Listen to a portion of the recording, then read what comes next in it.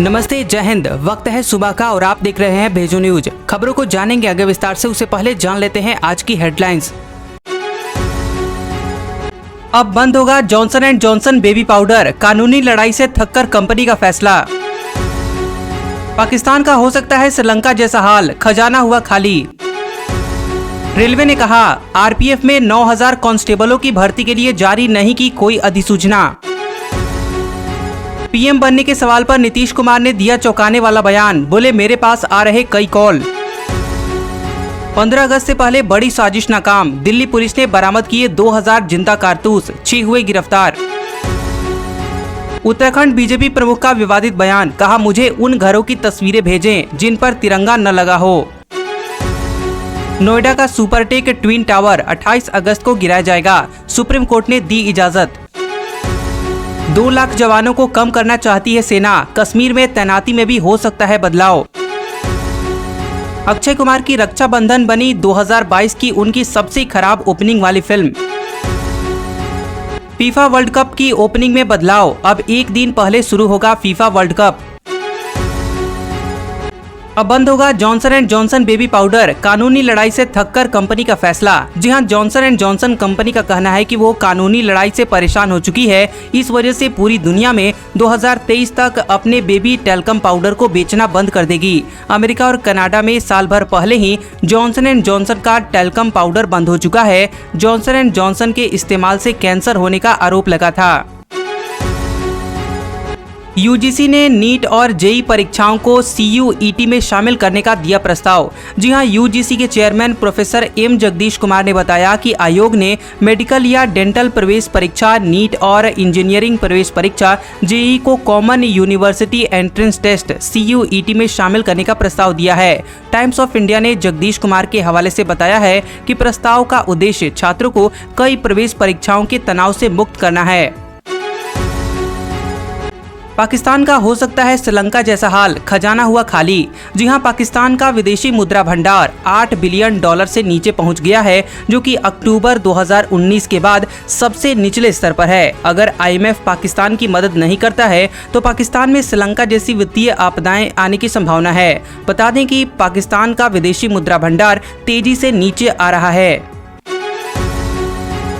Railway ने कहा RPF में 9000 कांस्टेबलों की भर्ती के लिए जारी नहीं की कोई अधिसूचना। जी हां, रेलवे मंत्रालय ने शुक्रवार को एक बयान जारी करके रेलवे प्रोटेक्शन फोर्स यानी आरपीएफ में कांस्टेबल के 9000 पदों पर भर्ती की मीडिया रिपोर्ट का खंडन किया है। बकौल रेलवे यह सूचित किया जाता है कि मंत्रालय द्वारा अपनी किसी भी आधिकारिक वेबसाइट व किसी प्रिंट या इलेक्ट्रॉनिक मीडिया के जरिए ऐसी कोई अधिसूचना जारी नहीं की गई है। पीएम बनने के सवाल पर नीतीश कुमार ने दिया चौंकाने वाला बयान, बोले मेरे पास आ रहे हैं कई कॉल। जी हां, बिहार में एनडीए का साथ छोड़ने के बाद प्रधानमंत्री बनने की महत्वाकांक्षा के सवाल पर नीतीश कुमार ने कहा कि मेरे मन में यह सब नहीं है। उन्होंने कहा कि कोशिश करेंगे कि सभी विपक्षी पार्टियां एकजुट हो और साथ मिलकर काम करें। मीडिया से बातचीत में उन्होंने कहा कि हम सभी लोगों के मुद्दों के बारे में बात करेंगे और बेहतर सामाजिक वातावरण बनाने की कोशिश करेंगे। मेरे पास इसके लिए कई कॉल्स आ रहे हैं। 15 अगस्त से पहले बड़ी साजिश नाकाम, दिल्ली पुलिस ने बरामद किए 2000 जिंदा कारतूस, 6 लोग हुए गिरफ्तार। जी हां, 15 अगस्त से पहले पुलिस की सतर्कता से बड़ी साजिश नाकाम हुई है। राजधानी दिल्ली में पुलिस ने 2000 जिंदा कारतूस बरामद किए हैं। सप्लाई करने वाले 6 लोगों को भी गिरफ्तार कर लिया गया है। पूर्वी दिल्ली पुलिस ने आनंद विहार इलाके से 2 बैग के साथ सप्लायरों को गिरफ्तार किया है। पुलिस आरोपियों से पूछताछ कर रही है और ये पता लगाने की कोशिश कर रही है कि इन कारतूसों को वे कहां सप्लाई करने जा रहे थे और इनका इस्तेमाल कहां होना था। उत्तराखंड बीजेपी प्रमुख का विवादित बयान, कहा मुझे उन घरों की तस्वीरें भेजें जिन पर तिरंगा न लगा हो। जी हां, उत्तराखंड बीजेपी प्रमुख महेंद्र भट्ट ने एक विवादित बयान दिया है।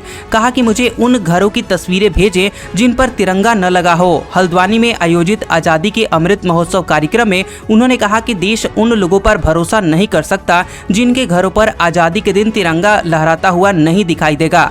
उन्होंने बीजेपी कार्यकर्ताओं से कहा कि मुझे ऐसे घरों की तस्वीरें भेजें जिन पर तिरंगा लहराता नहीं दिख रहा हो। इससे समाज के लोगों को पता चल सकेगा कि यह वो लोग हैं जो तिरंगे का सम्मान नहीं करते। नोएडा का सुपरटेक ट्विन टावर 28 अगस्त को गिराया जाएगा, सुप्रीम कोर्ट ने दी इजाजत।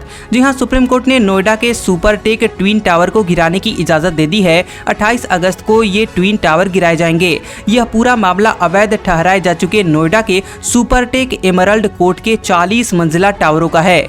शीर्ष अदालत ने अब दोनों टावर को गिराने के लिए 4 सितंबर तक का अतिरिक्त समय दिया है। ट्विन टावर को गिराने को लेकर कुल 3700 किलोग्राम का भारी विस्फोटक लगाया जाएगा।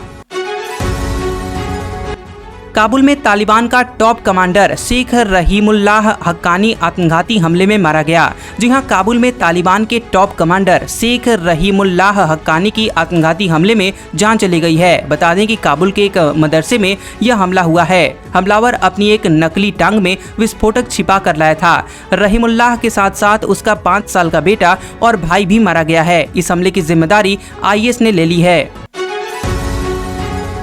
TMKOC में दिशा वकानी को काजल पीसल करेंगी रिप्लेस। नई दयाबेन जल्द शुरू करेंगी शूटिंग।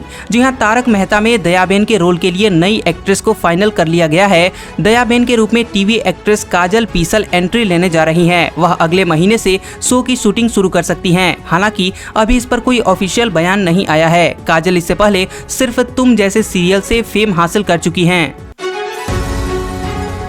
2 लाख जवानों को कम करना चाहती है सेना। कश्मीर में जवानों में भी हो सकता है बदलाव। जी हां, सेना अगले 2 सालों में अपनी संख्या बल को 12,80,000 से कम करके करीब 10,80,000 करना चाहती है। इसमें कुछ स्टैटिक यूनिट के अलावा राष्ट्रीय राइफल्स, जम्मू और कश्मीर के एंटी टेरर यूनिट में भी बदलाव हो सकता है। बता दें कि पिछले 2 वर्षों में कोई भर्ती न होने से सेना 1,35,000 कर्मियों की कमी से जूझ रही है।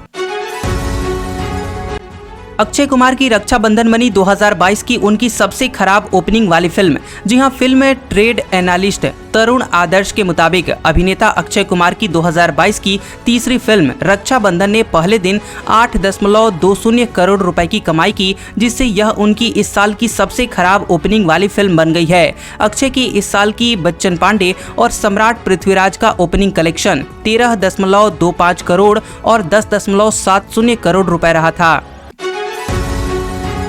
फीफा वर्ल्ड कप की ओपनिंग में बदलाव। अब एक दिन पहले शुरू होगा फीफा वर्ल्ड कप। जी हां, फीफा वर्ल्ड कप 2022 एक दिन पहले यानी कि 20 नवंबर को शुरू होगा। कतर में खेले जाने वाले दुनिया के इस बेहद अहम फुटबॉल टूर्नामेंट का पहला मुकाबला मेजबान कतर और इक्वेडोर के बीच होगा। अब तक परंपरा यही रही है कि होस्ट कंट्री मुकाबला पहला खेलता है। शुरुआती शेड्यूल में यह मैच नीदरलैंड्स और सेनेगल के बीच खेला जाना था। अब जान लेते हैं कुछ काम की खबरें। पंजाब नेशनल बैंक में सरकारी नौकरी की इच्छा रखने वाले उम्मीदवारों के लिए एक अच्छी खबर है। इसके लिए PNB ने ऑफिसर और मैनेजर के पदों पर भर्ती के लिए आवेदन आमंत्रित किए हैं। इच्छुक और योग्य उम्मीदवार जो इन पदों के लिए आवेदन करना चाहते हैं, ये PNB की आधिकारिक वेबसाइट pnbindia.in पर जाकर ऑनलाइन अप्लाई कर सकते हैं। इन पदों के लिए आवेदन करने की अंतिम तिथि 30 अगस्त है। इस भर्ती प्रक्रिया के तहत कुल 103 पदों पर भर्तियां की जानी हैं।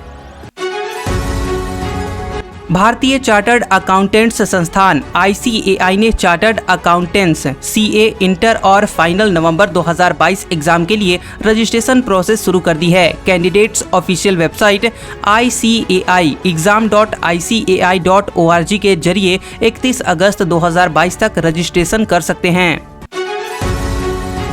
अब जान लेते हैं आज का मौसम समाचार। देश के कई राज्यों में लगातार बारिश हो रही है। मौसम विभाग ने मध्य प्रदेश और महाराष्ट्र के कई जिलों में अगले 3 से 4 दिन भारी बारिश का अलर्ट जारी किया है। मौसम विभाग के मुताबिक राजस्थान, उत्तर प्रदेश, पंजाब, हरियाणा और बिहार में हल्की बारिश के आसार हैं। तो वहीं उत्तराखंड में तेज बारिश की वजह से ऑरेंज अलर्ट जारी किया गया है। तो उधर ओडिशा, छत्तीसगढ़, विदर्भ, गुजरात, कोंकण, गोवा, मध्य महाराष्ट्र और तेलंगाना में भारी बारिश के आसार हैं। आज का सुविचार। ब्रिटिश लेखक जेम्स एलन ने कहा था, अच्छी आदतों से शक्ति की बचत होती है और अवगुणों से बर्बादी।